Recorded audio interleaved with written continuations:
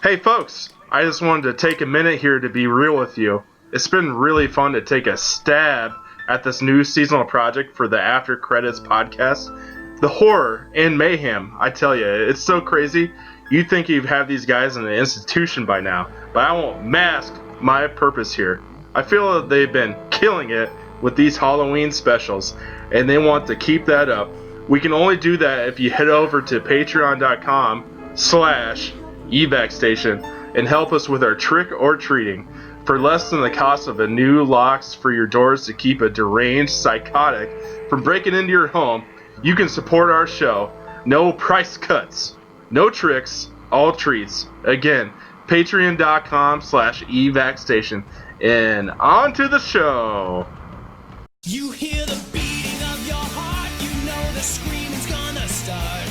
Here comes the really scary part, 'cause it's terror time again. They've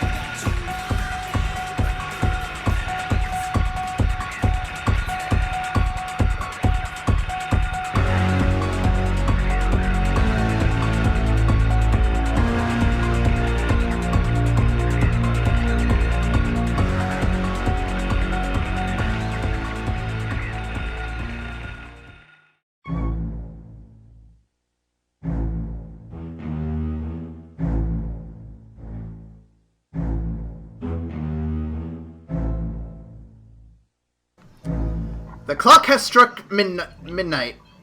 Again. Weird. Huh. But you know what that means. It's terror time. Again. Weird. I feel like I've done this before. Well, anyway, we'll be running this podcast all through the night from a terrifying sight. We are Ryan Metters. Hello. I am Aaron J. Waseska, and with us is our special guest, Robbie Nelson. What's up, guys? All the way from his own podcast. Robbie, how's it going over there? Welcome to the Dog Pound is taken off, as you guys know, and I've had a really good time doing it, but I wouldn't have been able to do it without being featured on your guys' podcast first. So, my welcome to the Dog Pound listeners, always check these guys out. They know what they're doing, and they're awesome dudes. So, much love from the Dog Pound crew. Aww. Thank you very much. Any of our We have a podcast friend. I love it. And any of our listeners out there who have not had a chance to check out Welcome to the Dog Pound, please go and check that out. We'll be sure to put links in the description. When Robbie provides you with those, I'll put them in there, and we'll get you guys all squared away on that. You bet. So tonight, we have a special treat for y'all. It's Halloween, and so we're going to talk about Halloween. But before we get into that, guys, instead of doing What You Watching, we've been doing a fun topical question for every of our horror episodes. So guys, my question for you this week is, who or what is your favorite horror movie monster? Oh, man. Oh, that's good. Ooh, that's a tough question, man. I am going to go up front here real quick and give my love and shout out to the Xenomorph from Alien. It is just such a perfect design, and it's just so iconic. Like, I cannot get that idea out of my head. The Xenomorph is absolute perfection for me. This is a damn good pick. It's a damn good pick. Yeah, you can't go wrong there. I'm trying to debate between my two favorites. Robbie, if you have yours, go first, because they're fighting in my head right now.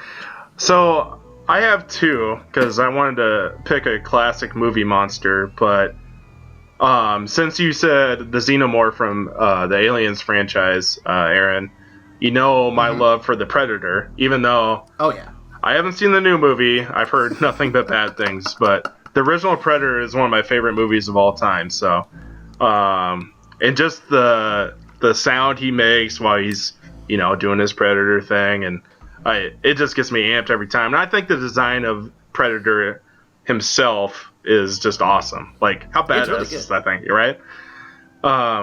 So, secondly, classic movie monster. I've always been a Dracula guy. Vampires kind of got ruined in the 2000s here with all the sappy love stuff. I like the old school Dracula. Like, he's just prowling, ready to kill, get that blood, be the movie monster he is. And since, we're comic book guys, like Marvel even has Dracula as a comic book character that's a villain. So I've always appreciated that. I like that a lot too. Did you ever see? There's a vampire movie that came out in like the later 2000s. It's called Daybreakers. I never saw that, but Dude, I heard of it, but I recommend can't really it. remember it. Highly recommend it. To give you a short summary, it is Willem Dafoe fighting vampires with muscle cars. William Dafoe? No way. Dude, I'm sold. You had me at Willem Dafoe, good sir. Can I stream this anywhere? I'll pay money. I don't care. I gotta see this now. I don't know if it's streamable, but I do have a DVD. If you ever get a chance to come over, man, I will really borrow that shit. It is hype shit. Oh man, I'll have to hit you up because I want to see that shit. Hardcore. Oh, yeah. And if it helps, Sam Neill plays the head vampire bad guy. Dude, are you kidding? He's good. It's real good. That sounds awesome. I'm in. Mm-hmm. Daybreakers. I'm writing that shit down right now. I really got salty when that one came out too, because it was in theaters for like 2 weeks and then it was gone, and I never got to see it in theaters, so I had to wait like 6 months until it came out, and it finally came out, and I'm like, yes, this is so good. I'm in. I've watched it so many times. Sounds awesome. Holy shit! Yeah, no, I'm okay. I'll be getting that after we're done recording. Absolutely, I'm stoked. Great time for October too. Yeah, shit. I'm gonna do some research, see if it is streaming anywhere. But if not, Aaron, I'm gonna hit you up, man. Absolutely. Ryan, what about your favorite movie monster? So, I'll keep mine short, but since our guest got to pick 2, I'm gonna stick with my 2. So I would say it's a toss-up between my boy in the sweater and the hat with the knives on his fingers, Freddy Krueger. Freddy Krueger, that's my guy. Dreams.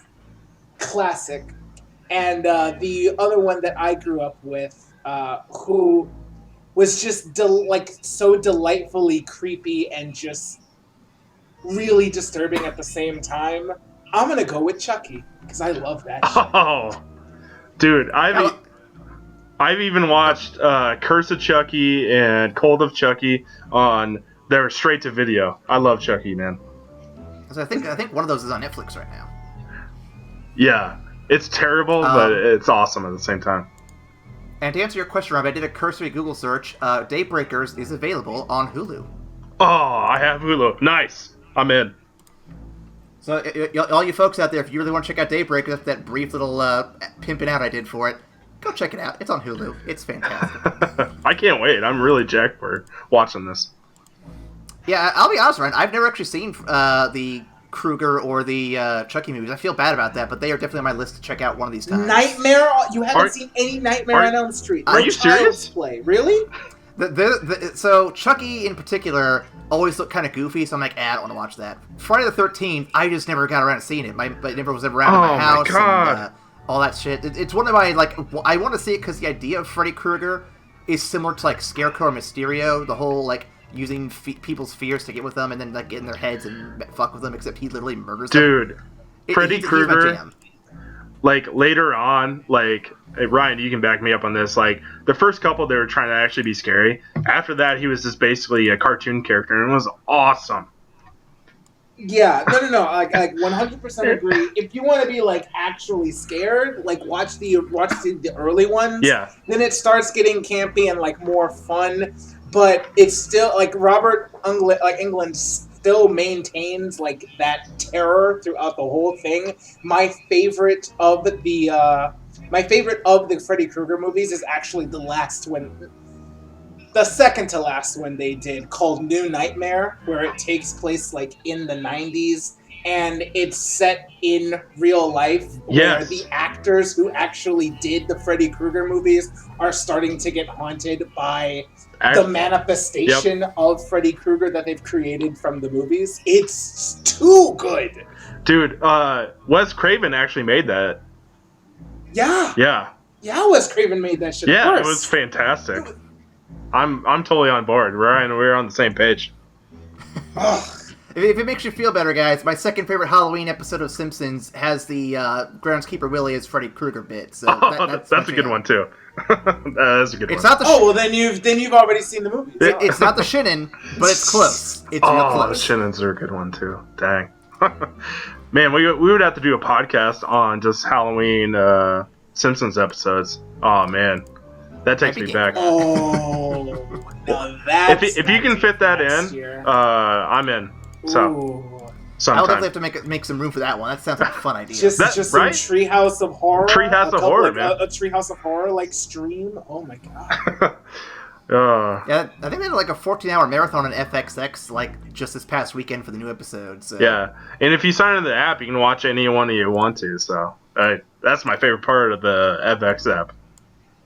Nice. I'll have to look into that one because I'm the Simpsons nuts, so I'll definitely do that. I've collected the DVDs, but I don't have any way to stream it all, and that's legal. Yeah, so I want to be able to have that option. That's the legal way to do it. They have like Simpsons World or whatever, and you can literally pick any episode you ever want as long as you have a TV sign on. I mean, I do it all the time. Station makes fun of me. She doesn't love Simpsons as much as I do. That's a Which shame. is a shame, I know. Well, before we get too derailed or anything, we have a movie to discuss tonight, gentlemen.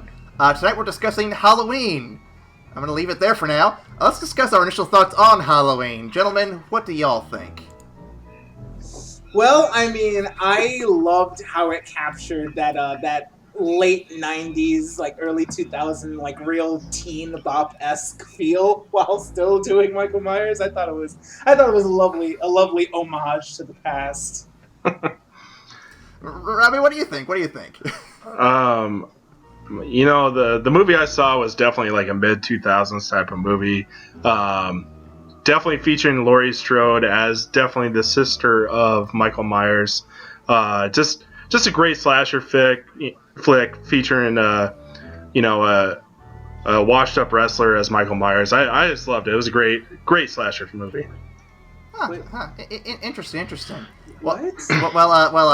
I think you guys are on the money a little bit. I think it's an absolute classic. Pioneer of horror films, clever lighting, great cinematography, and all that tight budget. You just can't beat that shit, man. Tight budget's where it's at. Alright, and with that, it's time for the final film of frights for this Terror Time. And it is the Halloween classic, Halloween. Released in 1978 and directed by John Carpenter, it has made a total of... Budgets? Yeah. What the hell are you talking about, budget? I think you've been losing your mind with these horror movies. Aaron. Yeah, man, that sounds off. Like John Carpenter only helped write it. He didn't direct this. Also, you talking about the 70s? You sure you're reading that right?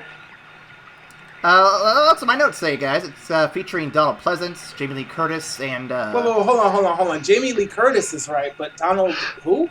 I mean, why is he getting mentioned over Michelle Williams, or Joseph Gordon-Levitt, or my guy LL Cool J? Whoa. LL Cool J? Mama said knock you out? Are you kidding me? That sounds made up. Not even a real movie. What about my boy Malcolm McDowell, or Scott Taylor Compton, or my man Big Sky? What? Who? The dude I was talking about earlier, Tyler Mane. He was also in X-Men. He was Sabretooth. Wait, hold on. So a wrestler in Halloween is more realistic than LL Cool J? Yeah. Yes. Wait, okay, so did we all watch the wrong movies? Okay, guys. I think I know what's going on here. Something is disrupting the flow of time here at E-Vac Station. We have multiple timelines converging. I think we need to sort this out right now and fix this. All right, so how do we figure this out? Well, what movie did each of you watch? The one I watched had Michael Myers breaking out of an institution and almost kill babysitter Laurie Strode. Well, that's the same as mine. How gory was yours? Generous amounts of gore and violence. It's what you get for putting a wrestler in the Michael Myers mask. Well, okay, so Laurie Strode was in my movie too, but she wasn't a babysitter. She was the dean of a private school. Yeah, it's the same difference. Ryan, what the fuck movie did you watch? Wait, hold on. It says Halloween. Really?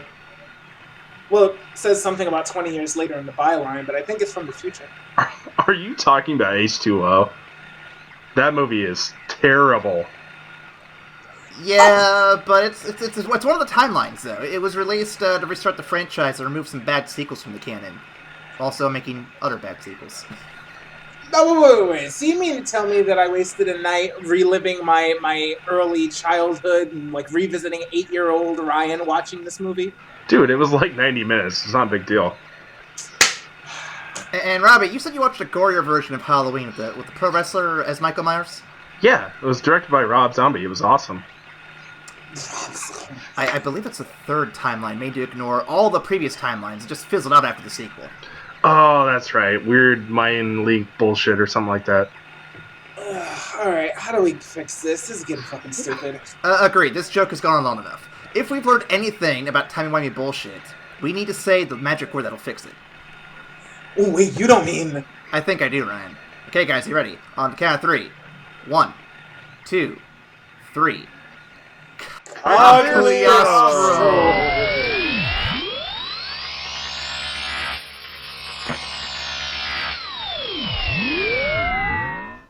So, guys, did we do it? I think so. Aaron, what's the movie we're supposed to be watching? I don't know how to break it to you guys, but it's still Halloween. Fuck me! I thought we fixed it!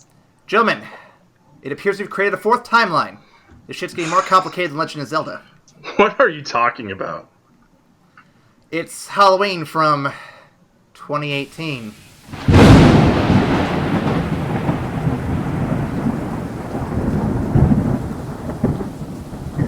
Now that we have that confusion out of the way, let's talk about 2018's Halloween, directed by David Gordon Green, stars Nick Castle, Will Patton, Halleck Billinger, Bilginer, Toby Huss, Andy Matichik, Judy Greer, and the Scream Queen herself, Jamie Lee Curtis. At the box office this past weekend, it made a total of, and I didn't fill this number in, give me 1 minute to check out Box Office Mojo while I am currently talking and vamping at the same time, guys. Don't worry about me. According to my list here, it's currently sitting at 4... that's what it made today. Shit.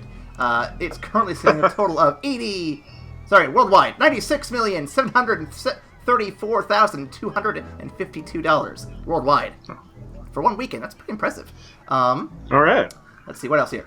No awards or accolades at the time, because it only just came out, like, literally this past weekend. But I do have some fun facts for you. And by me, I mean you guys. Robbie, what's our first fun fact? Or Ryan. I got the colors mixed up. That's okay. Well, Jamie Lee Curtis, who portrays Laurie Strode, has been in 5 films. There's Halloween from 1978, Halloween 2 in 1981, Halloween H2O 20 years later in 1998, Halloween and Halloween Resurrection in 2002, and also in this film. She also was the voice of Santa Mira, the Santa Mira curfew officer and telephone operator in Halloween 3, Season of the Witch, 1982, but went uncredited. All right.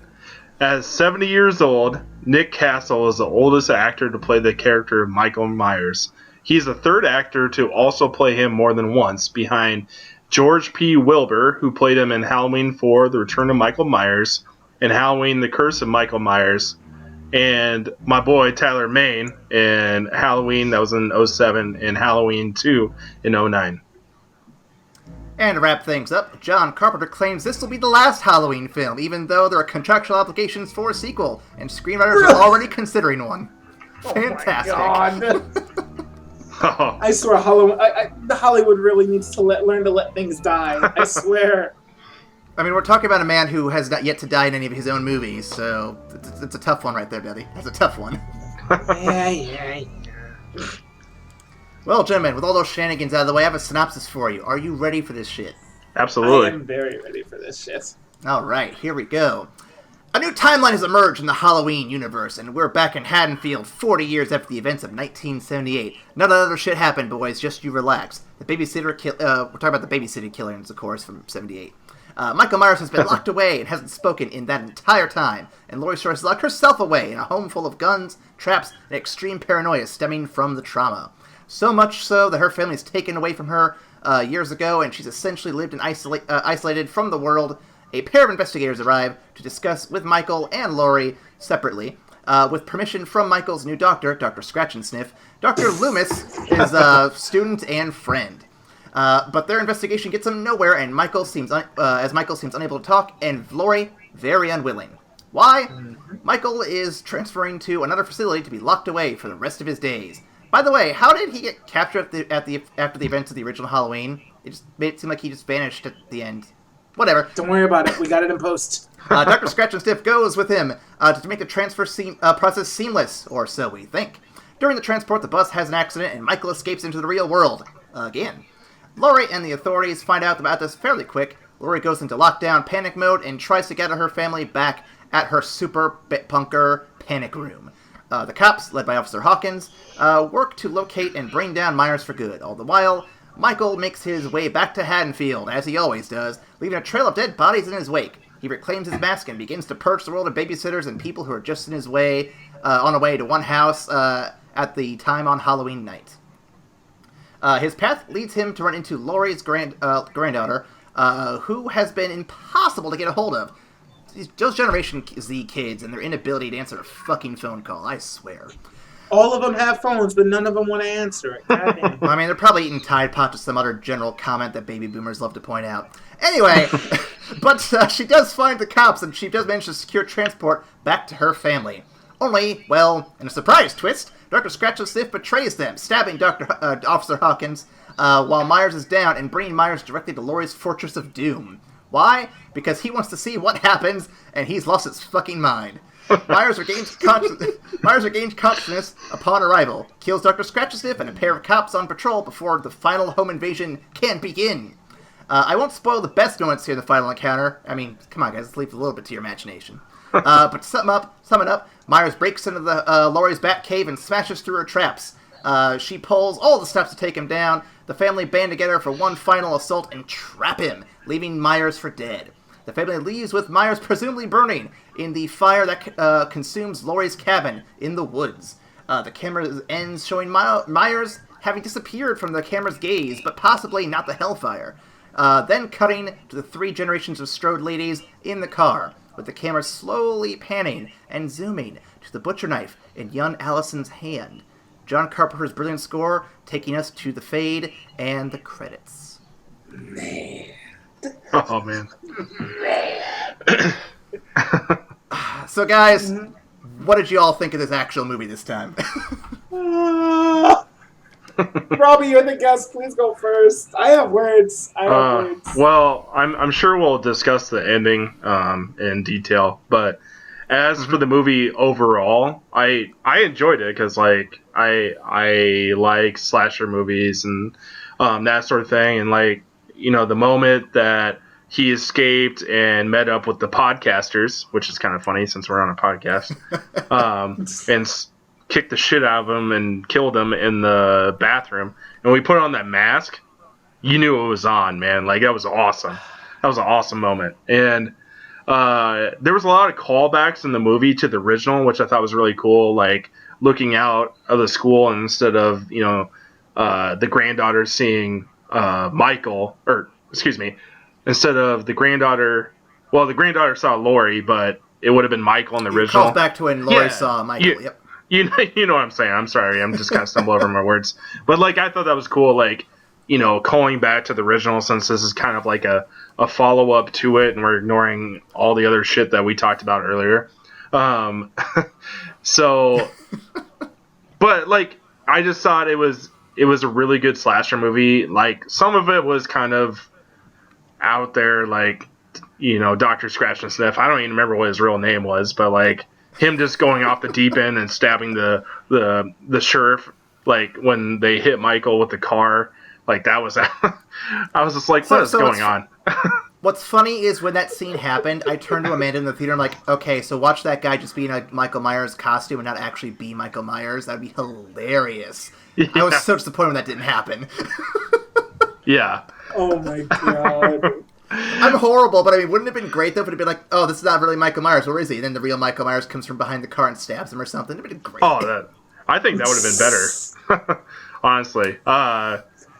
But just, watching Michael, go through on his rampage and just sneaking into houses and just, the tension was there. And then you had, the score behind it the dun dun dun dun dun. You know, like I love that music.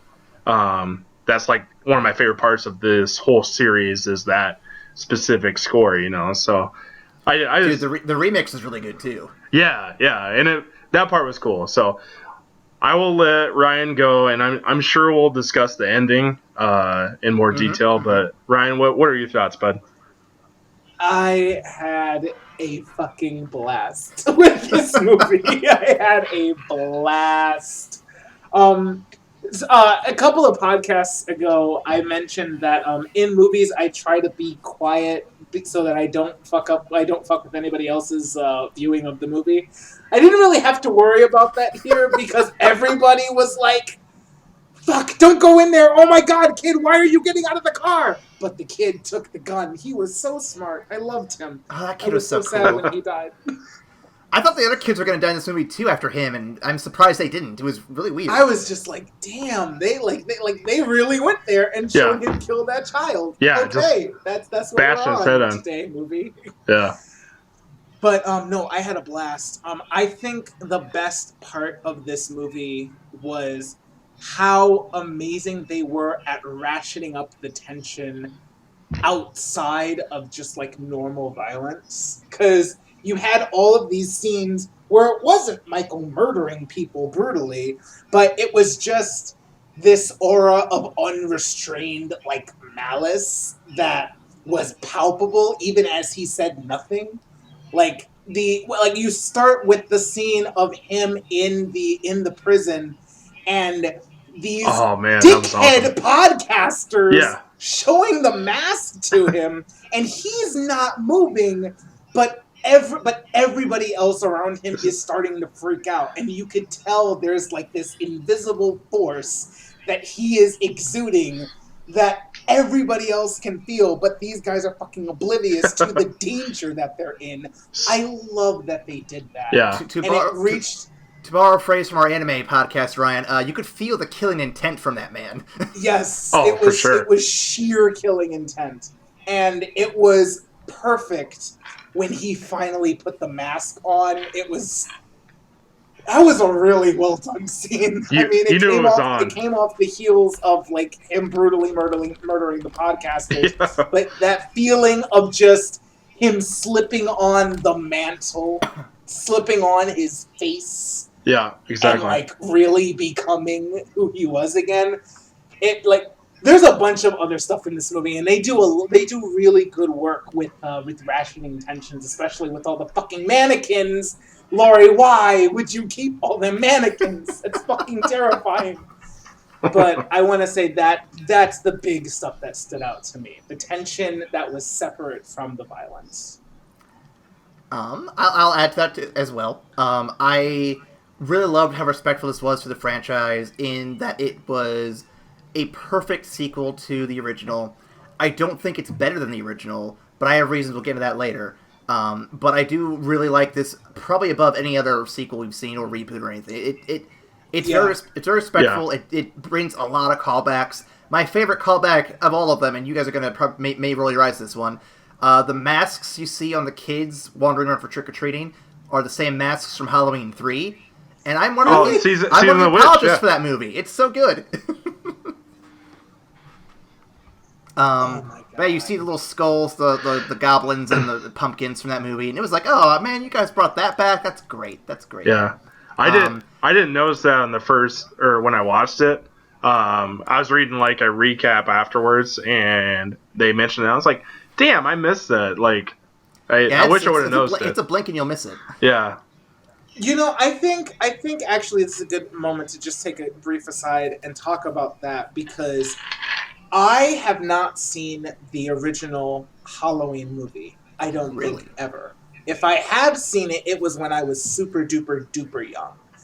And I think one of the reasons that this acts as a very excellent sequel, like probably one of the best sequels I've ever seen, is because even separate from that, it still stands on its own.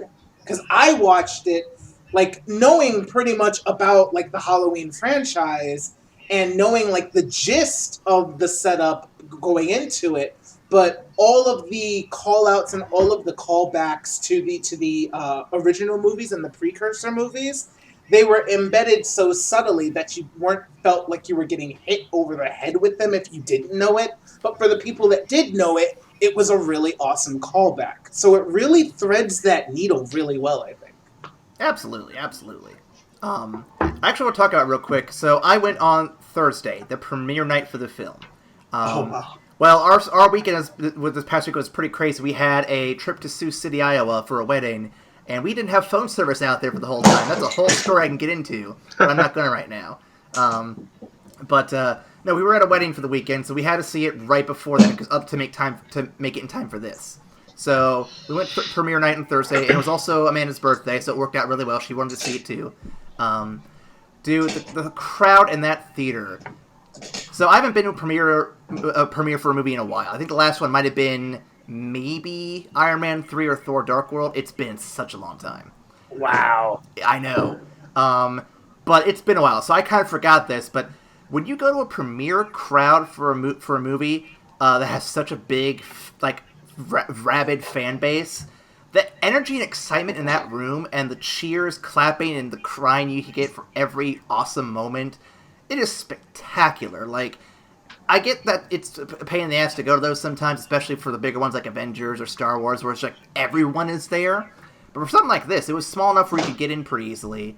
And just every time something awesome happened, there was like a standing ovation. Everyone was so excited. All the Halloween shirts and memorabilia were out. It was such a good time, man. Like, just if anyone listening was at that premiere, was at a premiere crowd, hit us up. Like, leave a comment down below, because I'd love to hear your experiences. I just love those crowds so much. It's one of the best reasons to go for a premiere night if you can. Yeah, no, I 100% agree. I went on Friday, and I went to a smaller theater that's right, like, it's literally smack dab in the middle of a college in Chicago. So I went to that one. So we got a lot of the locals and a lot of the college kids. But yeah, I mean, the excitement was it was huge. We were seeing a movie that pretty much no one else had seen as of yet. It's just coming out, and I think everybody was definitely keyed up more because of that. So yeah. I have a little different experience. I didn't see it until yesterday, actually. So I had planned on seeing it on Saturday. So, but I mean, it was still a good type of crowd, but it probably wasn't the same as Thursday for what you saw, Aaron. Oh no. But yeah, the only other time I can clearly remember being in a premiere crowd was the Avengers movie. We saw it, my roommate and I saw it that night. We had the shittiest seats in the theater. We were like in the front row, like in the far oh yeah, corner. that's the worst. So that's why you got to get there like 45 minutes early. Oh, I told him that, and that fucker was like, "Now we're fine." I'm like, "Fuck you! We're not gonna get a good seat." No, man. But luckily, our other roommate hadn't seen it, so we went literally the next day to watch it again. I think the last premiere I went to was actually, no, it wasn't. Was it The Last Jedi? No. It was The Force Awakens. I went the night of to The Force Awakens. I can see that. That was big. That was a big reaction. You guys are gonna make fun of me. The last one I went to, Batman vs Superman. Ooh. Robbie, why? Well, why? You know why. You know my love of Batman, and that was dumb. Damn it. Well, I mean, if you went with the premiere crowd, you at least had a good time, I imagine. Yeah, no, it was fine. I was just very sad afterwards. You know what? I won't make fun of you, because I remember the lead up to that, we still had hope. Yeah. That we didn't know. would pull it together. Yeah. We had hope that they would actually come out the box with this one. And so yeah, no. I won't knock you for going day of to see if they would live up to the promise. I was really excited, as a Batman guy. I finally got, a new take on Batman. I just wish it was better. So that's okay. Yeah. I should clarify. We on this podcast don't hate DC entirely, but the movies that have been coming out, we'll have words for those here in when do we have those scheduled for? March, I think. We'll have words for those. Just y'all wait. All right, boys. Well, I have some discussion questions for you, and hopefully we can roll through some of these here for you if you guys are interested.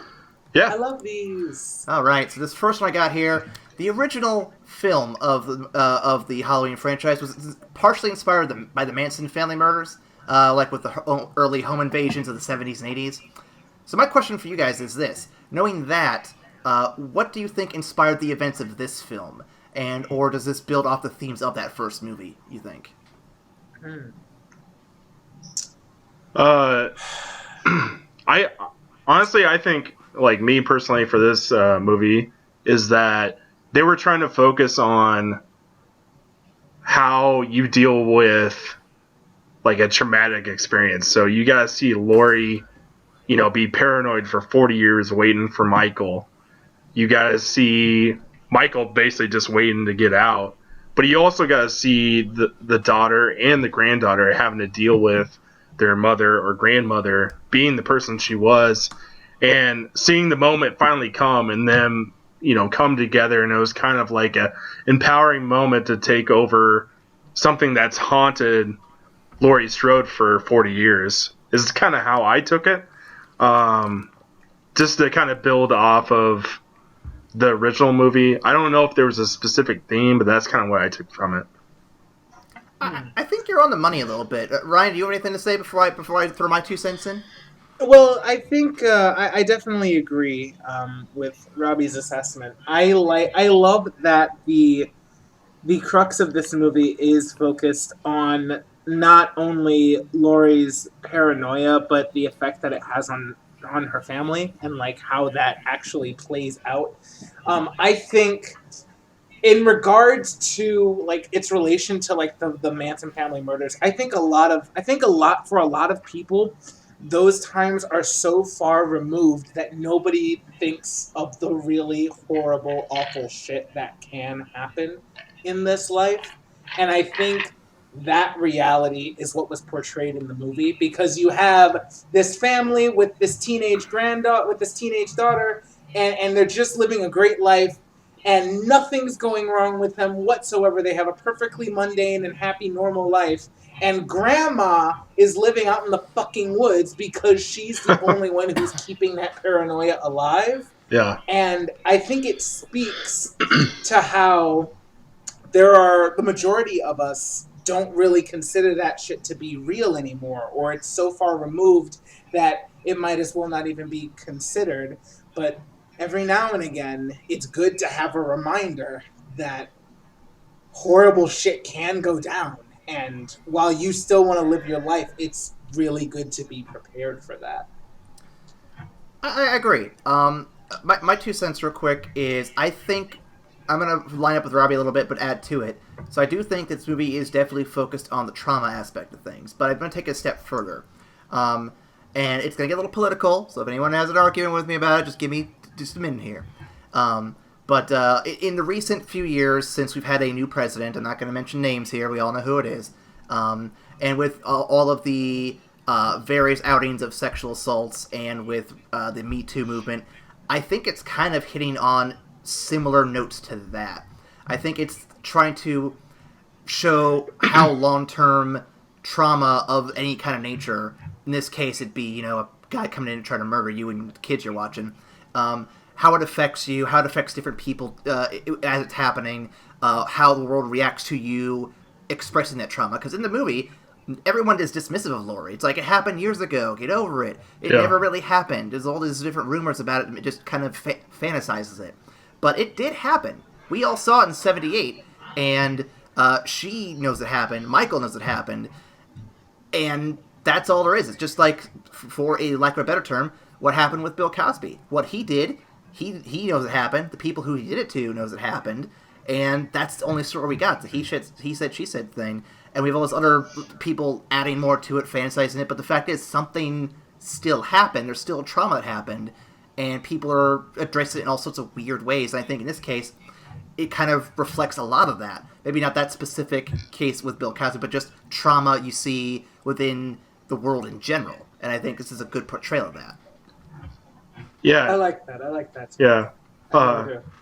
Lori couldn't move on, and she needed the closure of, we basically saw it, how the movie played out. Like, I need to kill him. Is basically what she was saying. And she needed that to be able to move on. But unfortunately, she had to wait for 40 years, and it hurt her family life and everything. And it's just how she had to deal with it. And we got to kind of see it from not only an audience perspective, but like her family's perspective, which I thought was interesting. Absolutely. Yeah. My next question here. So clearly, the Doctor, who actually is named Dr. Sartain, shares the same philosophy as John Hammond. How can we stand the light of discovery and not act? This fucking Michael Myers groupie. I loved him. Oh my god. I loved his voice. He was really well portrayed. I gotta give him props for just being an all-around good guy in this movie, in terms of character, I should say. Do you think there's anything? He was batshit crazy, but yeah. Do you think there's anything Sartain could have actually learned from Myers, or was his act to free Myers completely wasted? And do you think he is partly responsible for the bus crashing? I certainly think he is. He's 100% responsible for the bus crashing, because that was the only reason he was still alive, I think. But I think he hid. He knew what was going to happen. But I guess what I'm trying to say is that he was so obsessed with Michael, he just wanted to see something. He basically saw this guy for the last, 30, 40 years, not ever say anything. And he got to the end of his rope, and he's like, I just want to know. And like when he got killed by him, he even says, say something. So I think he just wanted to see anything. Yeah, I agree with that. I think it was a mixture of curiosity and frustration, because Michael was his life's work. And, he took the baton from Dr. Loomis, who died of it. And, I think he wanted some closure of his own, but it was definitely less self-destructive for him than it was for Laurie, and more just, I really don't care who dies, I just really want to see something new. I want to actually understand this guy. So he was so fucked up. I absolutely loved the twist. I loved that twist. It was something I definitely didn't expect. I'm glad they did something to shake it up. Definitely worth doing. Speaking of guys getting stabbed in the neck with a pen, how do you feel about the violent, gory kills in this film versus the violent, gory kills in the 2007 remake, or the subtle, near bloodless kills of the original film? Man. I watched a man's head get squashed. That was fucked up. Yeah, that was intense, but I don't know, 2007 was pretty gory too. I just think in this day and age that's what you're going to see, and in the 70s you wouldn't. But I almost appreciate the 1978 version more, because absolutely. Yeah, because you didn't see any of that. So any time it can be left up to your imagination, I think is even worse. Or not worse, but you know what I mean, scarier, or it lets you fill in the gaps with something that even scarier than what the people making the film. Yeah, exactly. Yeah, but I thought they did a good job. Although I did not see the head stomp coming. That I was like, whoa. Actually, go ahead. Oh yeah, I'm sorry. What I was going to add real quick is that so I love the subtlety of the older films, and like you mentioned, I will say though we watched that one for the podcast over here, and there's one moment where Michael's in the backseat of a car and he slashes the throat of the girl in the front. I forget her name. One of the other babysitters, one of Laurie's friends. And it's a really good scene. It's made me check the backseat of my car ever since I've seen that. Whenever I go in, and the one thing that always stood out to me, though, is the look on her face when she, falls over dead. It looks so bad. Everything in the film is great, but just some of the death faces are so hilariously stupid. I get it. It's 1978. I get it. Yeah. Acting's not what it is today, but goddamn, it was just so hilariously goofy looking. I personally appreciate that Halloween is a franchise that can do both. It can actually wear both hats. It can do the subtle, spooky, like tense killing, and then shift gears on a dime to head stomping. I think that this movie in particular does a lot with playing both sides of those, where absolutely, Michael's movements will be really, really subtle, and the approach will be like amazingly subtle and terrifying, and they'll even stretch out the point where you know he's coming out, and they just withhold it for a while until he comes out and beats your head against the wall and just leaves you bleeding from your face. That was really fucked up. So yeah, I like the way that it can actually do both, and I think this movie sets out to showcase both sides of Michael Myers' brutality. Yeah. Carrying over from that, some other changes. We can talk about other changes too, real quick, as to what worked and what didn't from the original versus this, and so on. One thing I noticed from the original that this film didn't do quite as well. I'm not trying to make it a bad thing about this film, but the first film is a masterpiece at this particular thing. In the first film, Michael Myers could literally be anywhere on the screen, and you wouldn't necessarily know he's there. He'd be on the edges, he'd be hiding behind things, he'd be driving by in a car in the background, you wouldn't know. Yeah. And it's just such a subtle, creepy thing. It really kind of sells the whole stalker, killer, home invasion vibe. He was standing in the shadows a lot in that original. So good. Yeah, it was so awesome. Good. Yeah. And I love this new one. It's really good, but I really wish there had been a little bit more of him just skulking in shadows. It didn't have to be like you draw your attention to it, but just I wanted to be. I looked all over the screen in like long shots where nothing was happening. I'm like, okay, where is he? He's got to be somewhere around here. I was always disappointed he wasn't in them, and I'm like, man, you guys had a moment just to sneak him in there. We didn't have to. He didn't have to do anything. Just sneak him in there. It'd be great. Yeah. I did want to ask one thing, kind of while we're on this topic. Why is it every slasher, so Jason, Michael Myers, are so fast walking on foot, but everybody else is sprinting? Like, what's the physics behind that? I've always wondered. Like, do they like time travel, or how are they so fast just walking? Well, now I'm just imagining Michael walking around muttering Cagliostro to himself. It just he skips ahead in time. You know what I mean? Like, I swear to God, every Friday the 13th or this type of movie is just like he's just stumbling around and he still catches up to everybody that's sprinting. It wasn't as bad in this movie, but some of these it was so bad. Like, I'm sure in your H2O that you had to stumble through there, Ryan. He had a couple moments like that. Yeah, no, he popped out of a couple of places, just like how the fuck did you get up there? No, seriously, how were you there?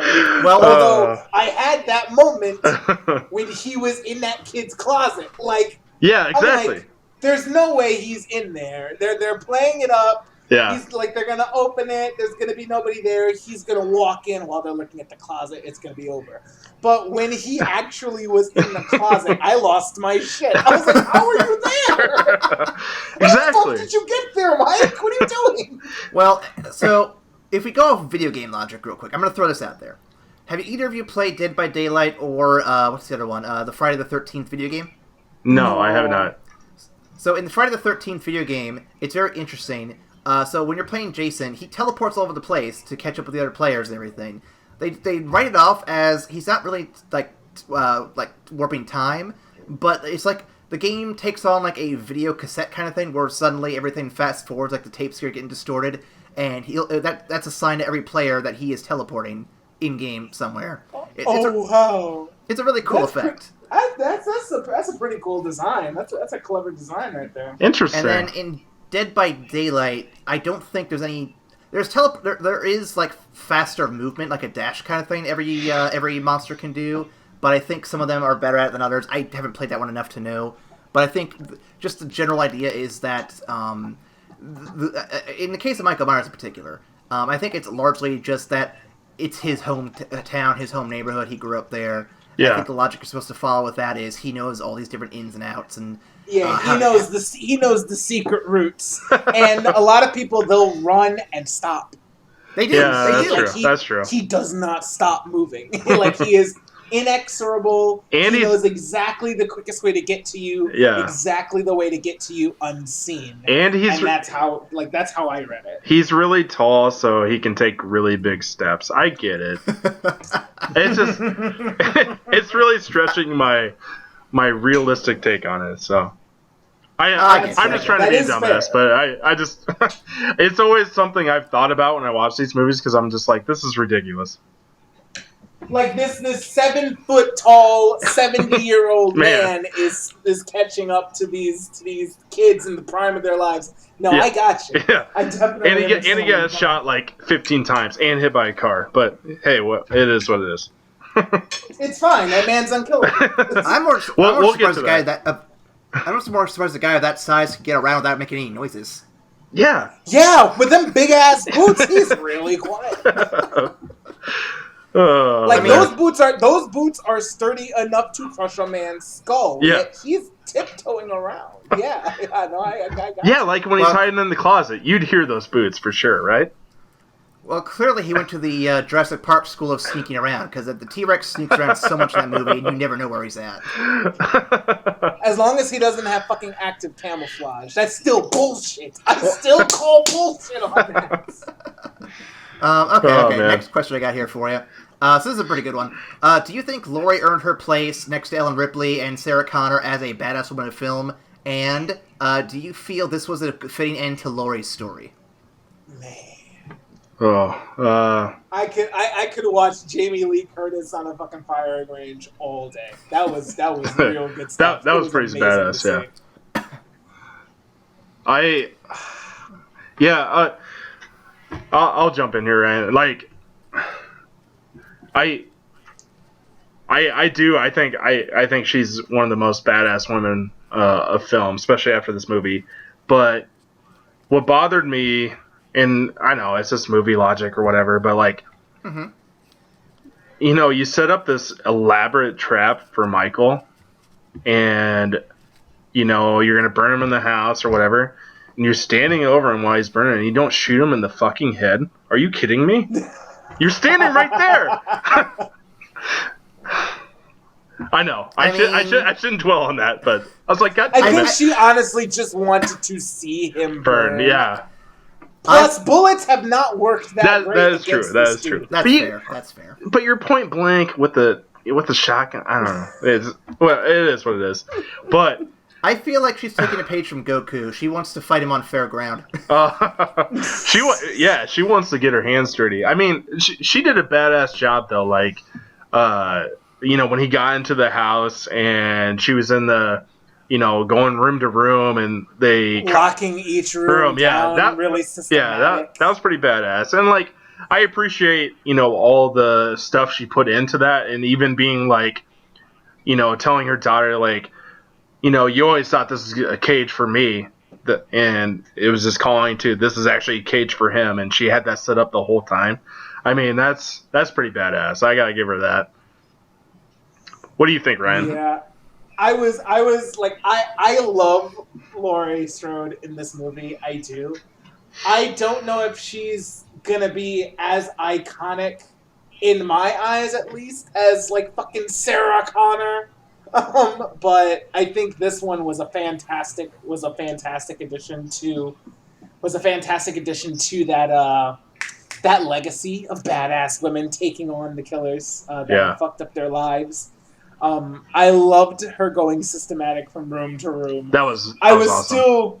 I was still really mad at her. I'm like, girl, please do not 1v1 Michael Myers. This is not gonna go well. This is really not gonna go well. And it didn't. And then she got thrown out of a window. But that part was badass, though. I gotta say, one of my favorite parts of that ending sequence was Michael throws her out the window, hears the granddaughter come back in, looks back out, and she pulled a fucking Michael Myers and disappeared. Exactly. How sweet was that, man? I was like, oh, she got him good. She's like, "Oh, I picked up a few tricks from you, dude. I know how to do that." Poof, gone. I'm like, "Oh shit." So good. Oh yeah. I'll say as much. I feel like it's definitely a good end to Laurie's story. I hope they retire her character. I think that Jamie Lee Curtis has earned a good long break to do whatever the hell she wants now. Honestly, this should be the end of the series, guys. I know it's Hollywood. I know it's not gonna be. It's not gonna be, but it should. You're right. This would be a really fitting end. If they cut it off right here, this will be a fantastic way to end it.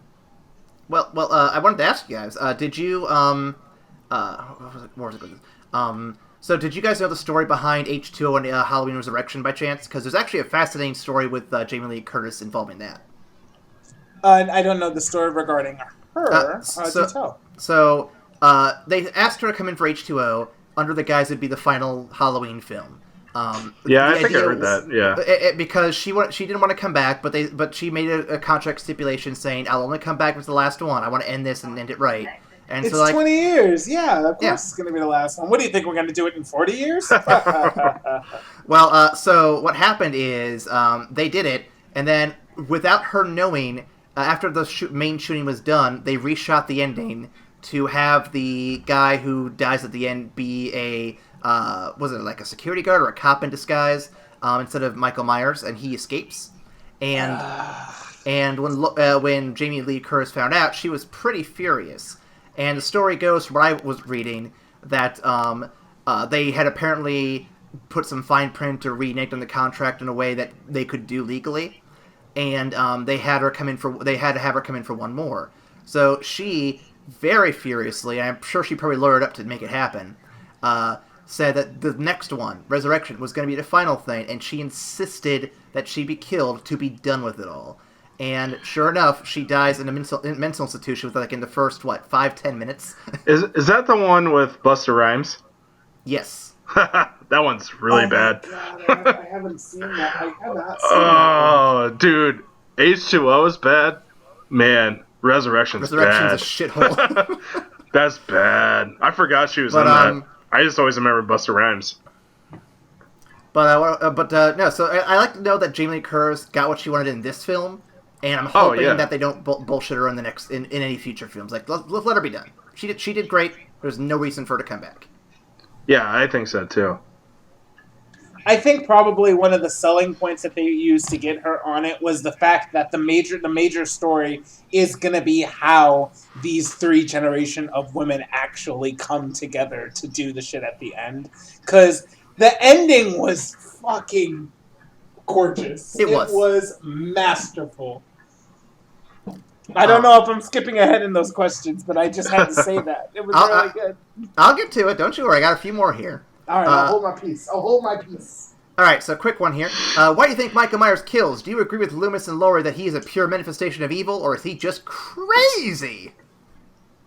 Oh, ¿Por qué no los dos? I'm with Dr. Loomis. He's a pure manifestation of evil, because look, like, even though it's movies or whatever, like, he always comes back. I mean, he is just that, you know. I mean, I don't know if it makes sense or whatever, but I'm with Dr. Loomis and Laurie, 100%. Yeah, that's fair. Ryan, anything you want to add to it, or should we go on with the next one? I think it's both, honestly. I think it's both. I don't think I have too much to add to it, but I think that Michael Myers is a human being that is severely damaged in his head and just thoroughly enjoys ending people's lives. And can he also be a manifestation of evil and just without remorse or any sympathy or anything resembling human emotion? Absolutely. Those are not mutually exclusive. So I say both. And I'm going to go in there and say that I am on the manifestation of evil probably a little bit. I think that Loomis wasn't far off. He may have been a bit dramatic about it, but he was definitely in the right ballpark, I think. That man had reason to be dramatic. Yeah. He's like, it needs to die. Yeah. This is pure evil. I want to see it dead, and then I want to see the body burn so I can confirm it. Oh, man. Go ahead. No, I was thinking about Dr. Loomis. I wish he could have been in this movie. Yeah, rest in peace, Donald Pleasant. You were a great actor in those first few films, and I wish that you could have been around more. Yeah. I think you'd be proud of this one, though. Yeah, I do too. I mean, you got everyone else back from the original movie, and they brought their fucking A game, so I would not be surprised if he would have been all on board for that. Skip ahead here real quick to my next one. What is the best kill in the film, and who was the one person you were hoping would get away? Protagonist excluded, of course. Best kill in the film is definitely the stomp. I did not see that coming, and he just crushed that guy's skull, man. That was intense. And the one person I was hoping to get away was our friend, the cop. What's his name? Oh, Hawkins? Yeah, Hawkins. I mean, Hawkins is my guy. And he didn't even get killed by Michael. That's the shitty part. God. Yeah.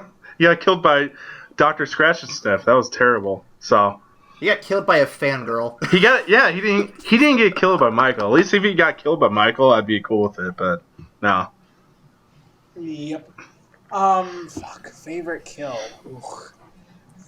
I want to say my favorite kill and the person I was hoping would get away are linked.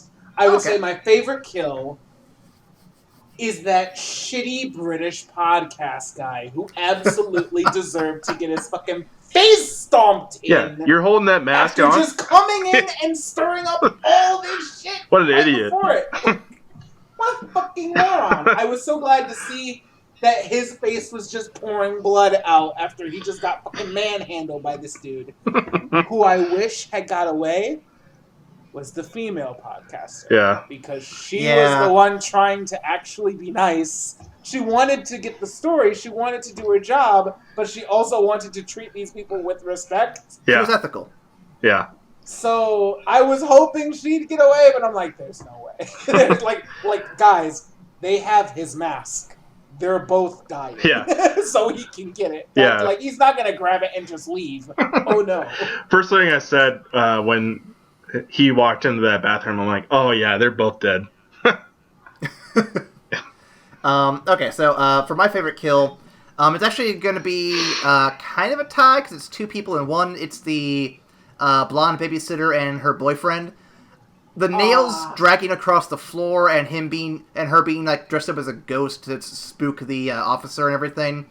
There was a lot of good set pieces in that particular moment where I'm like, okay, this is pretty solid. This is classic stuff here. They did a good work with this one. And then the boyfriend being stuck in the wall. Everything calling back to that one house. Yeah. Everything calling back. It was great.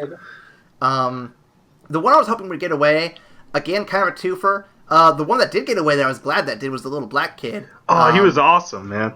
Because Giving when her they shit. killed the first kid in the car with the hunting rifle and everything, oh, yeah. I just thought, wanted to man, dance. kids up for grabs. This is fucking nuts. And Yeah, that's a crazy way to ratchet up the tension. Be like, no, kids aren't exempt. Yeah. If Michael gets his hand on this little boy, he's dead. You're gonna see this little boy die. And so that's why I thought the black kid was like totally up for grabs. And when he didn't get it, I'm like, okay, woo, that was a close one. But then, for the one that didn't get away that I wish had gotten away, I'm going to go with the kid with the hunting rifle. He was smart. He did everything he was supposed to do. He was so smart. Yeah. Oh. He just got dealt a shitty hand. And he tried to shoot the doctor, which would have helped later on. It really would have. Yeah, he tried to kill him. He just didn't. Well, he didn't try. He had the gun out. He was super scared. Yeah. The doctor came out and surprised him like a fucking moron and got shot. Oh, don't shoot me. Well, the kid's super Don't scared. shoot me. Oops. Actually, question though. If he had killed the doctor there, would Michael have ever been able to be stopped? Because the car didn't stop him when he was hit, and we'd already know bullets don't necessarily work. They might have, but they usually don't. If Michael had never been taken to Laurie's death chamber, would he have ever actually stopped? I would argue that he would have died like once he hit him with the car, because remember, the sheriff was planning on getting out and shooting him in the fucking face as soon as they had it. Like, he wasn't like gonna hit him and then be like, okay, he's dead, it's all good. He got out to go finish the job like he didn't. Like when he stopped Loomis in the original one. He was like, I'm gonna come out, I'm gonna fucking kill this guy. And it was the doctor that killed him and stopped him. Yeah, instead. the sheriff was Hawkins was going to go gangster and just start blasting him in the face, which I would have been all for. So, had the doctor died, yes, I don't think we would have gotten to see the huge Laurie Strode death machine that was her cabin. But yeah, he'd probably be dead right the fuck there. Fair enough. Okay, next one real quick. The movie is filled with Easter eggs and references to a lot of the other previous films in the franchise and even some other horror films. I already mentioned the masks, of course, from Halloween 3, but did you guys catch any of them, and which ones did you enjoy most, if any? Robbie, this one's all your question, because I didn't catch it. Well, Aaron, as you know, like I mentioned, the granddaughter sitting in the school when she was looking out, and it was Laurie standing there. I thought that was really cool. We kind of talked about it before, but when Michael, throws Laurie off the balcony, The roof? and then and then he looks back and she's gone. That's kind of a callback to pulls on Mike Myers. And then that's like a huge callback. I'm trying to think of some other ones. I mean, like I mentioned, my favorite kill, the whole guy being stabbed into the wall and the girl covered by a sheet. That's all reference to the old one too. Yeah, so. the ghost covered sheet. That was the callback. I'll also give props to the reference line drop where isn't he her brother or something like that? I mean, I love that. That was good. Oh yeah, very... that was good too. All right, so we've talked about it a little bit. Let's get to this ending of the movie. So there are two main things I want to ask, but we can also jump into other things as well. Does Michael escape, in your opinion? And two, how do you think this trauma is going to affect Allison as we see her holding the knife at the very end of the film? I am less inclined to believe that he escaped simply because the place was built by Laurie to be Michael Myers proof. So, if anybody else had built this, I would say, oh yeah, he's fucking gone. And of course, the fact that he's no longer on the stairs when they cut away to the fire for the last time is oh, he could be back. Of course, that's bait. But I would say this is the most believably dead that I have seen Michael Myers. That he literally should be dead because he was trapped in a flaming basement with a flaming house collapsing on top of him. He should be dead. Should be, yes. I really hope that he is, because I think it would have been a fitting ending that Laurie finally got her revenge. But, they specifically cut back and he's not on the stairs to leave that, shadow of the doubt. And, I've seen enough slasher films to see asinine ways to bring guys back from the dead, like Jason getting hit by lightning to bring him back to life and stupid shit like that. So I'm never gonna rule it out. I hope he's not. Well, in comparison to the Friday the 13th, I feel like the Halloween franchise attempts to be a little more grounded. It doesn't always succeed, but I think it attempts to be a little more grounded. Yeah. Yeah, Jason did go to space. Michael Myers has not been to space. You are correct. And so is Leprechaun. Yeah. He's also been to space. And the Hood. Oh my god, Jason X. What the fuck? Oh no! Oh man. Aaron, if you get some downtime, you should watch some of those really, really bad ones. They're pretty entertaining. Oh, they're so bad. Absolutely. I actually have been wanting to check out Michael Takes Manhattan. Oh, that one's actually kind of underrated, I think, personally. Oh yeah? Okay. Yeah. Well, I mean, none of those are great movies by any means, but you'll have a good time. That's really what it's all about. They're fun movies. Yeah, they're fun. Not good. You're gonna have a good time. You're gonna have a good time. And then to touch on the last part I mentioned here about Allison. Do you guys think there'll be anything they do with her character in a future film, or do you think that's all just like a tease to kind of make you think it's going to happen with the whole knife zoom in at the very end?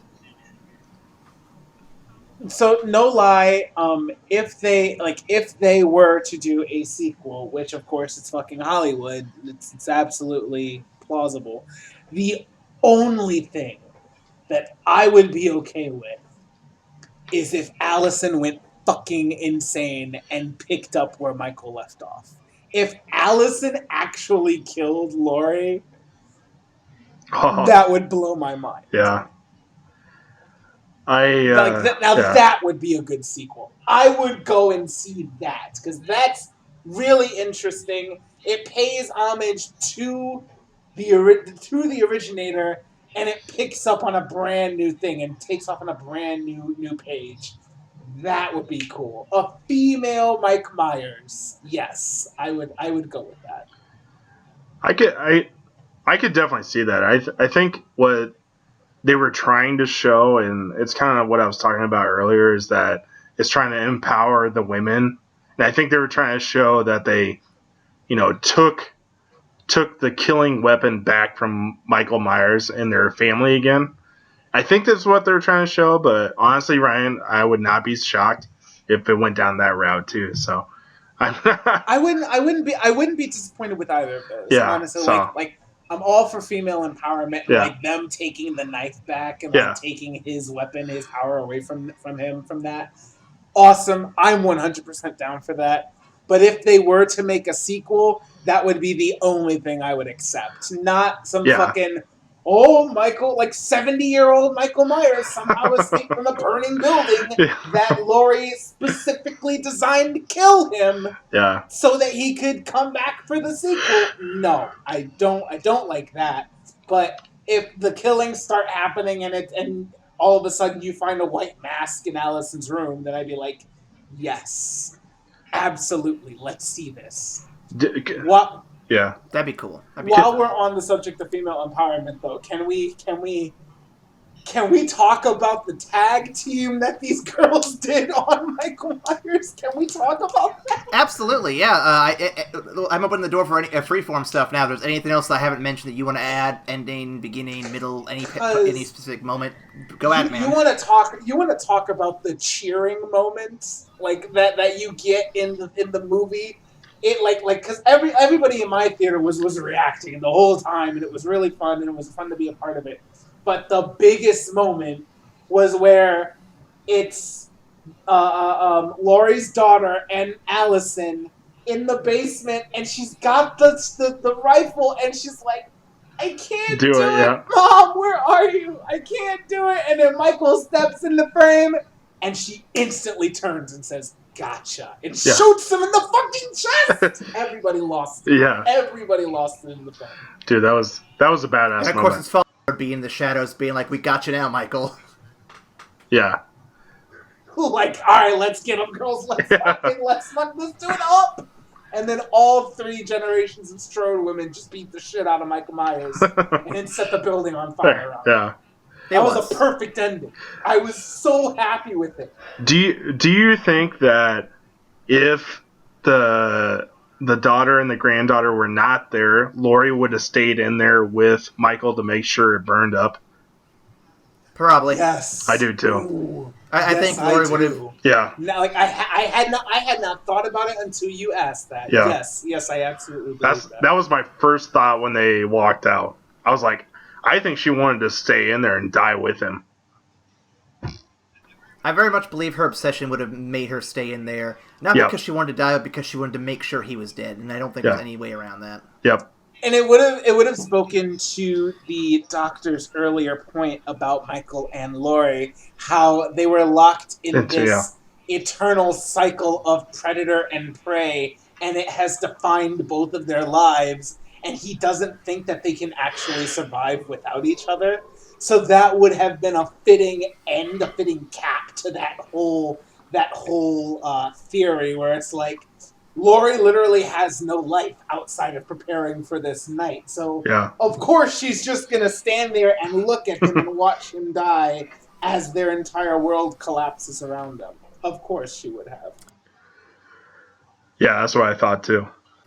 Well, I'll do a quick mailbag shout-out. If anyone wants to leave comments or your opinions on Halloween or any other upcoming movies, by the time this comes out, we'll be recording Shyamalan movies. So please send us your thoughts on any Shyamalan movie coming up, because we have plenty of them. But I've actually changed up the schedule a little bit to take out 3 movies that we were going to do and put in 3 more Shyamalan movies.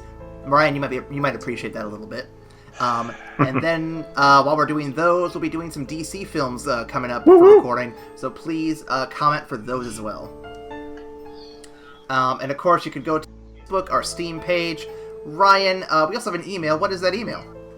That is don'tbeadickpodcaster@gmail.com. I'm sorry, excuse me. That is evacstation@gmail.com. Right here, folks, evacstation@gmail.com. And we're going to get into our second to last segment here. I'm going to try to keep it real quick. Horror at the box office trivia.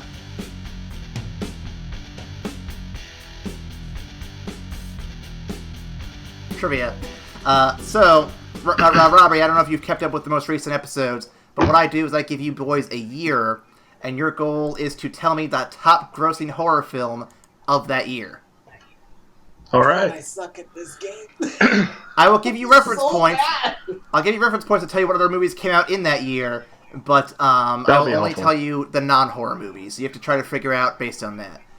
For your first year, gentlemen, 2016 is very fresh, very new. Can you guys figure it out? I'll give you your top 3 of the year total, not horror. Your number 1 was Rogue One, 2 is Finding Dory, and 3 is Civil War. So you got your little time reference there. Top horror movie of that year. Wait, Civil War, did you say? Yep. Oh, shit. Yeah, that was 2016. You said 2016, right? Yep. Okay. And for a frame of reference, the movie that we're looking at today is number 28 of that year. Yeah, I didn't figure a horror was in the top 10. Do we both guess or what? Yep. I can't remember. Yep. Okay. I'm gonna say like one of those movies in that franchise, like Annabelle, maybe. Is that year? That might be too new. Is that the one you want to go with? Yeah, I'm gonna go with that one. All right, I got Annabelle on the board. Ryan, what is your guess? This game. I am going to go with one of the Paranormal Activities, probably like 3. All right. Oh, Well, yeah, that could be good. Both of you are off the mark. Robbie is close, though. It is Conjuring 2 at 102 million. Ah. I was in the right. They're all in the same like universe or whatever, right? Are they? Yep, they're expanding that universe too. They had none come out this year, and I think they have Annabelle 3 coming out 3 next or year. some shit. Yeah, damn it. I was Holy close. shit! I didn't know they were all connected. That's interesting. Yeah, it's like their whole thing. Yeah. All right, your next year is 2005. Ooh. I think one of y'all will get this one. I have my money on Ryan. I feel like this is Ryan's pick here. I think he's got it. 2005. What are the reference points? Yep. I'm gonna switch over to that page real quick and read them out here. Your number Fantastic 1. Four. God, I feel old reading this one. Revenge of the Sith, Harry Potter and the Goblet of Fire, and Batman Begins. Oh man. Yo, Don't Dude, you I feel Batman old? Begins. I went to Batman Begins the night it came out. That gets me jacked up. Oh You guys man, feel old Liam yet? Neeson as Rachel Gould. Okay, I'm sorry. Yeah, wrong movie. We're in the wrong genre there. Okay. Let's see, 2005. I know I feel old.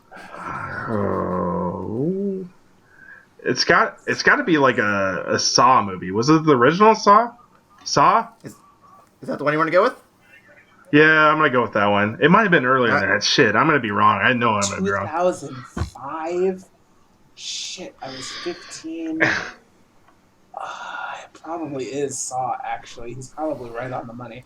I'm going to. Fuck, what else came out?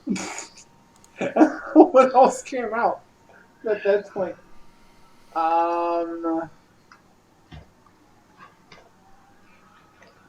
Damn, I've got nothing. I'm gonna also say Saw, and if it's right, then Robbie absolutely gets the point. But I think it is that. You gentlemen are so damn close. Oh my It's god, Saw it's 2. like Saw 2. It's Saw 2! It is Saw 2. Damn it. I was knew I was honestly pretty hoping close. Ryan would be like, okay, Saw 2. It's Saw 2. I think one up. He's like, Price is Right. I Oh couldn't. my All right. god! Wait, that's right. Like they did a Saw movie every fucking year for a while, didn't they? Was the For like original Because Saw? I- I years, knew the original Saw came out when I was in high school. Was the original No, Saw I think- 2004? What's I that? think Saw 2004, and then every year Damn a new it. one came out, and then I think it was literally right after Saw stopped being in theaters, Paranormal Activity started coming out, and that was 4 years ago. as well. Yeah, that's right. Saw one. I thought I had that one. You guys are so were close. right for it. Yeah. All right, your next year, 1995.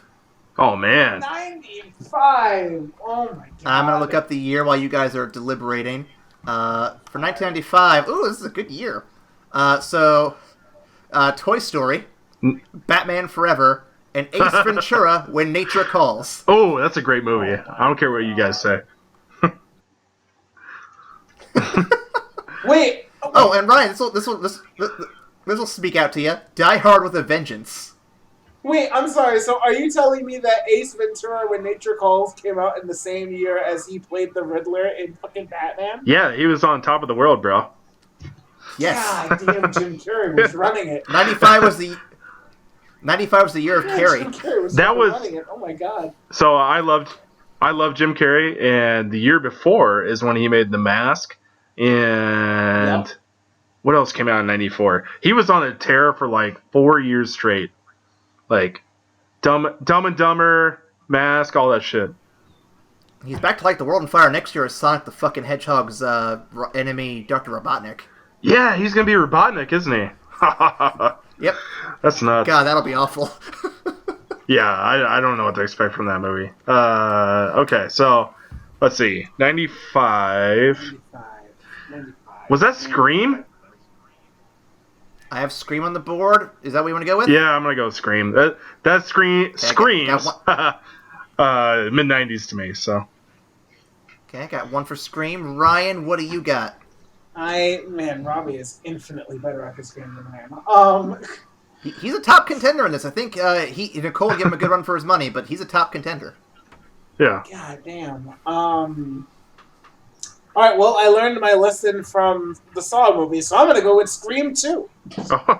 The answer, gentlemen, is Tales from the Crypt, Demon Knight. No! Shut Oh my up. god, with Billy Zane! Shut up. No! I remember that movie! And At Jada 21 Pinkett! million. 21 million. Shut up. Not a high number. How far was I off? Scream was definitely mid '90s. Scream was like 97, I think. I think Scream is 97. I can double check No, here but real quick. 96. Damn it! I was so close. I just looked it up. Shit. I've been All right, your I've been next 1 year year- off with all this stuff. God. You've been pretty solid though. Take Your me. next year is 88. Ooh, 88. For your frame of reference, your top movies of the year include Who Framed Roger Rabbit, Oh, great flick. Classic. Crocodile Dundee 2, Ooh, the sequel. and Die Hard. Oh, Die Yay. Hard. Can we just talk about Die Hard instead of answering this question? Because that would make me happy. Oh man, no, you missed the Die Hard podcast. I We're did. gonna I have to do did. another That one for was great. Yeah, I just want to talk about it again. But that's okay. 88. Let's see. Oh, it's got to be like one of the Nightmare on Elm Streets or some shit. I'm gonna go with one of the Friday the 13th. I'm gonna go. 98. Let's see. Nightmare on Elm Street. I know came out in '84 because it was Johnny Depp's first movie. Believe it or not. Oh wow. Yeah. Trivia Right, for you. It was. Shit. Yeah. So I'm gonna go with Nightmare on Elm Street 3, which I believe is the Dreamcatcher. Wow, this dude's hitting me with the fucking subs with the subtext. I think it's the Right, Dreamcatcher. right. I haven't looked. Oh well, Stay. it's obviously Nightmare on Elm Street 3, the dream catcher, like the fucking dream. I'm like, dude, No, dude. Dream Warriors is like number 4 or 5. I can't remember which one it is. You're right. Dream Warriors was 4. I'm pretty sure Dream Warriors. Good lord. Damn Ryan, it. do you want to up the ante? Do you want to up the ante and pick a specific movie, or do you want to Oh. go with what you got? No, I know when I'm overreaching. I'm just gonna say it's one of the Friday the 13th for like that The half answer- up if I hit it. Nightmare on Elm Street 4 Damn it. Dream Master.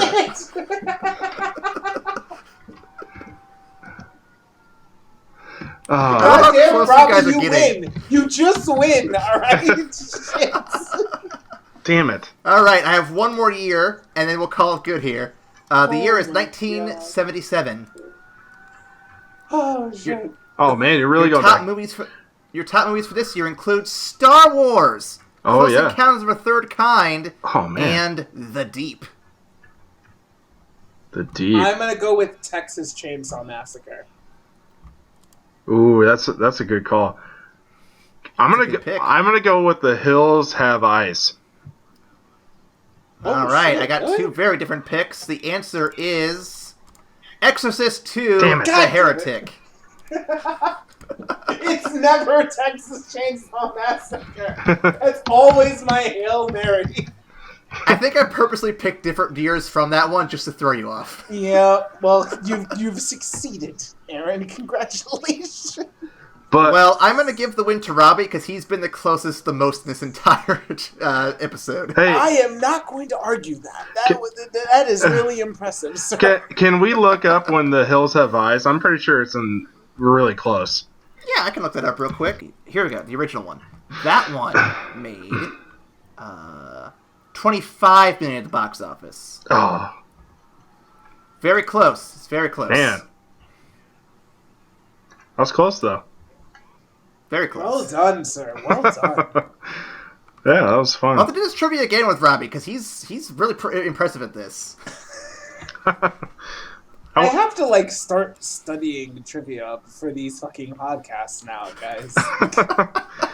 Well, as Station knows, I know just random shit that doesn't make any sense. So All right, we've gone on a lot longer than most of our other Halloween podcasts. We're going to get to a quick Oh, yeah, wrap-up with sorry. rating the film.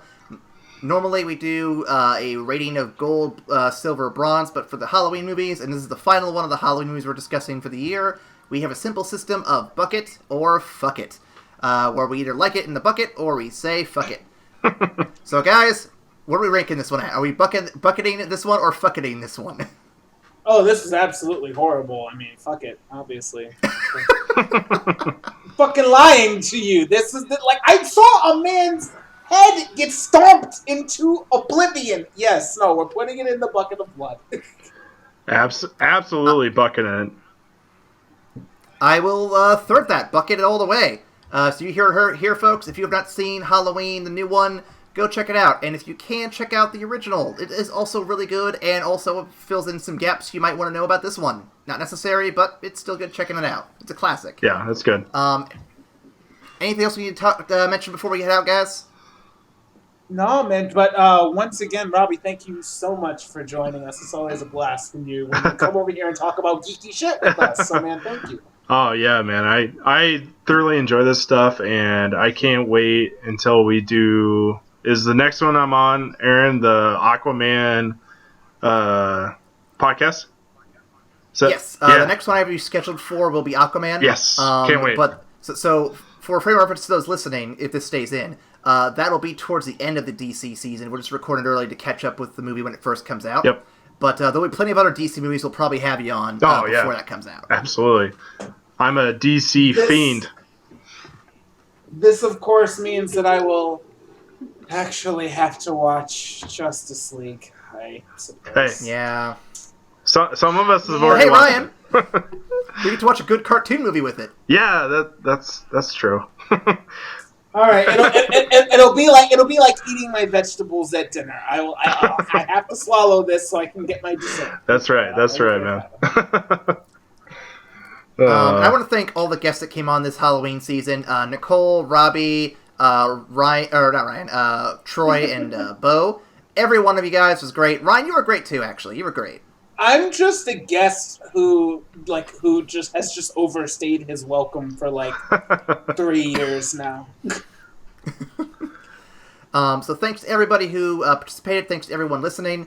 And special shout out to anyone who has been listening. Please leave comments down below. Rate and subscribe and share this with your friends. That's the best way to help us get noticed by other viewers other than yourself.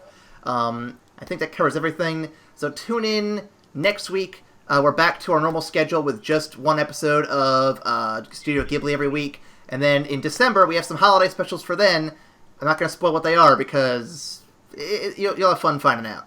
But we'll see you. We'll see you next time, and we'll see you after the credits. Bye. Faces full of slime. Don't you know it's terror time? And it's terror time again. They've got you running through the night. Yes, it's terror time again. Oh, you just might die of fright. It's a terrifying time. Is Robbie still there? I don't think I can think of any other ones off the top of my head. Is anyone still there? No, I think I got disconnected. Oh, man.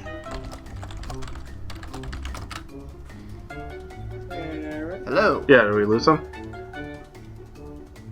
Aaron Oh, might my be internet's dead. down. Oh, no. Oh no! Is Aaron dead? We lost him. Uh-oh. I thought since we weren't being disrespectful like those fucking podcasters, we'd be safe. Oh shit. Aaron, come back. Oh man. We'll have to get this in post. We were so close to the end too.